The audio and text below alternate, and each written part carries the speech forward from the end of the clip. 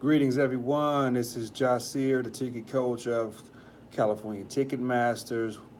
And this is Ticket Talk. All right. We're here today to discuss what does it take to win in traffic court. What does it actually take to win in traffic court? I've had some pretty good successes over the years. I started doing this probably in around the early 2000s. I want to say around 2000, 2001. Um, Met some good people, a good person rather, that was I was introduced to by a college roommate, ex-college roommate of mine, and he turned me on to this guy, and this guy really gave me some good information to begin with rather, and I had a few tickets of my own, and but I had a burning desire to get these tickets dismissed. I really felt that it was uh, it was just wrong, and it had to be a better way to deal with tickets than to allow them to, especially back in those days, they would they would do all kind of stuff. Like you would have to be on house arrest for a traffic ticket or probation for a traffic ticket, and all kind of things that they would try to do just for a traffic ticket. Um, when I look back at it, I'm like, how in the world? Because I actually went through that one time, probation and house arrest. How did I actually fall for that? Because I didn't know any better.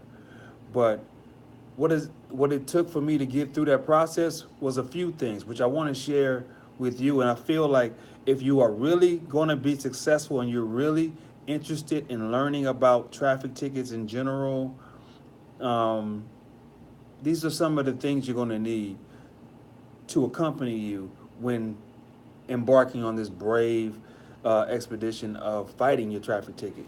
Number one is to be brave. You have to have courage. You have to have the fight in you. You have to be a person who doesn't take no for an answer.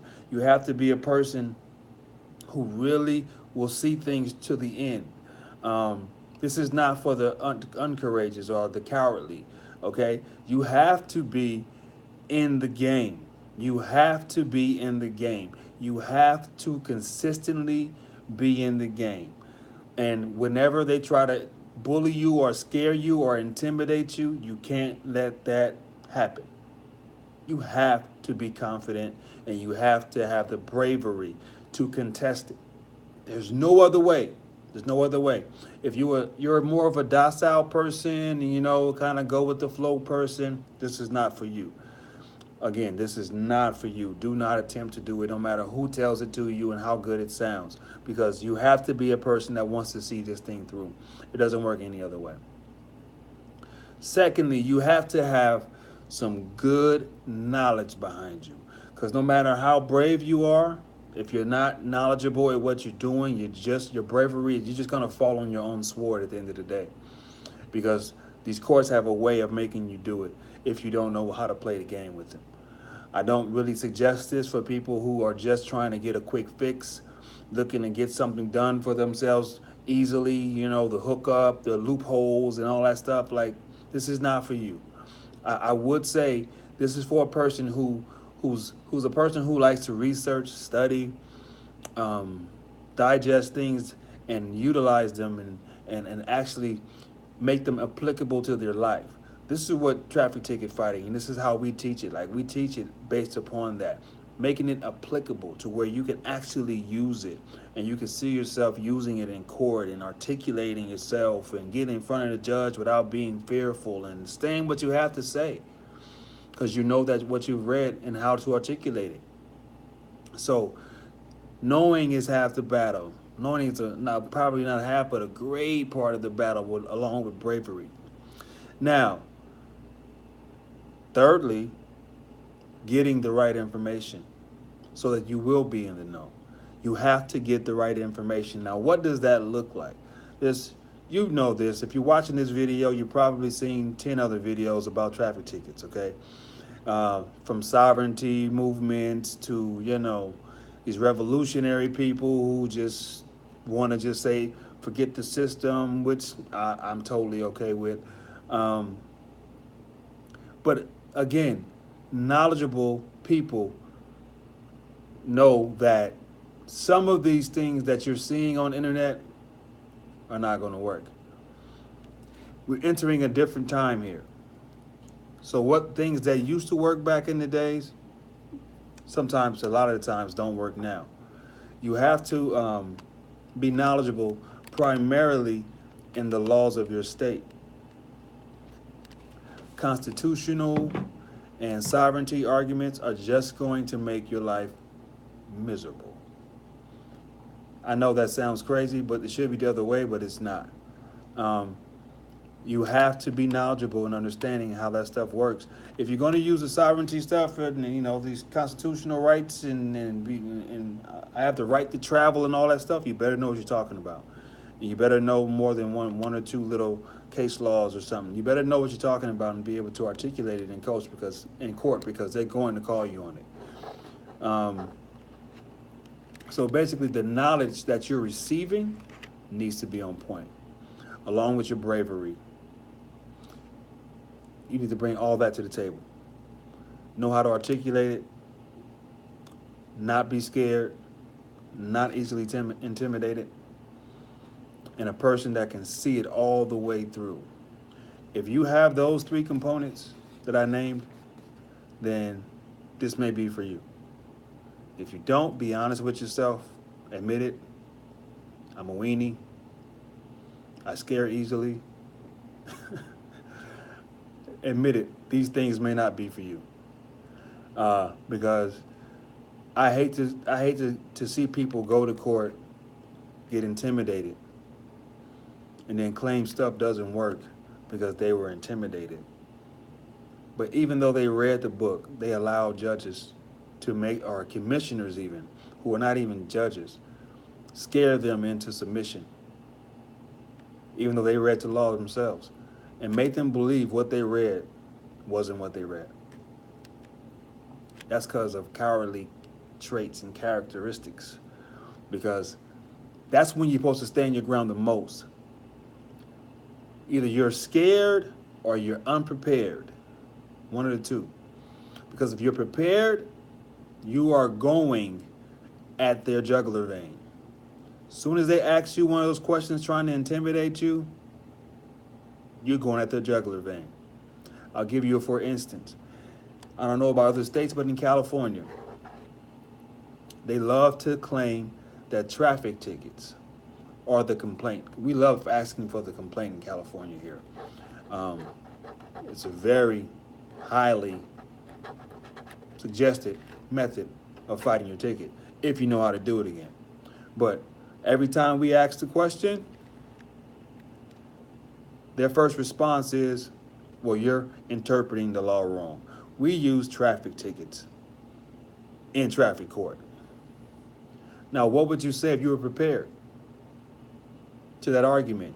Some people would be like, oh, really? Oh, I didn't know that. Okay, well, I read something different in the book, but am I reading this wrong? Like, well, yes, you are, ma'am or sir. We use traffic tickets in here. Oh, well, I must have heard this wrong. Okay, so what do I do now? And then just submit. Now, if you were prepared, and if you took our Traffic Academy class, this is something I would probably say you probably would never do. Here's what people that come out of the class understanding, is that traffic tickets, like I said in the previous video, are just a witness's testimony. It's designed for you to agree to come to court and deal with this so they don't have to haul you off to jail, feed you bread and water or some peanut butter sandwiches and some rotten milk for a day, and then let you go to the judge in the morning. That's how it's supposed to go. A traffic ticket is just the witness's testimony. In this case, it's the officer's testimony. Now, a witness's testimony is not a complaint, because guess what? The complaint can only be drafted or filed by who? The person complaining. So if the cop is only a witness, and so how could he file a ticket that becomes a complaint? What makes it a complaint at what point, when he's never going to be a plaintiff? These are just basic understandings. So my response to the judge is that Okay, the traffic ticket is the complaint? Okay. Question, Judge. Who wrote this ticket again? Just for clarity purposes. I'm not trying to be sarcastic. The officer. Well, the officer. What's the officer's position in this case? I'm just curious. He's a witness. Some of them may never say that because they know where that goes. But let's just, for the sake of argument, he says he's a witness. He admits it in open court.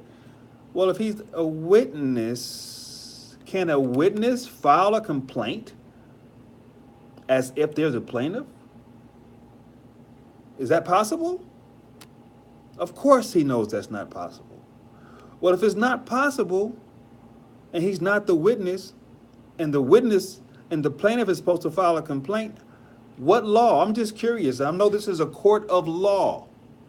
So since we're not allowed to have our opinions rule, could you please share with me, educate me, help me out here, because I want to make sure we're moving lawfully here.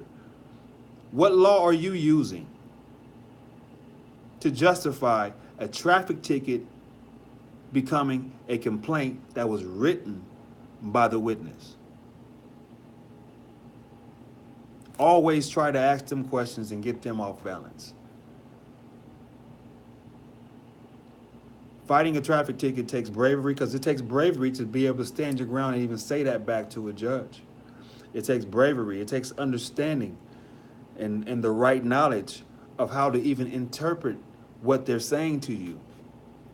How to be calm in that moment and be able to ask them a question that puts it back into their lap so that they have to answer the question and admit in open court what you want them to say. Take the pressure off of you. It takes some training. It takes some practice. The only practice and the best practice is to be in the courtroom. But we do have a lot of practices that we go through in our classes. Again, what it takes to fight a traffic ticket: bravery, knowledge, and understanding. Understanding. You have all the bravery and knowledge in the world, but if you don't understand how to apply it, it's useless. If you want to know more, call us at 866-920-0768. Enroll in our online Traffic Academy classes. If you're here in California, if you're in another state, the information is universal and applicable everywhere. If you want to be a part of the family, call us at CA Ticketmasters. I am the ticket coach.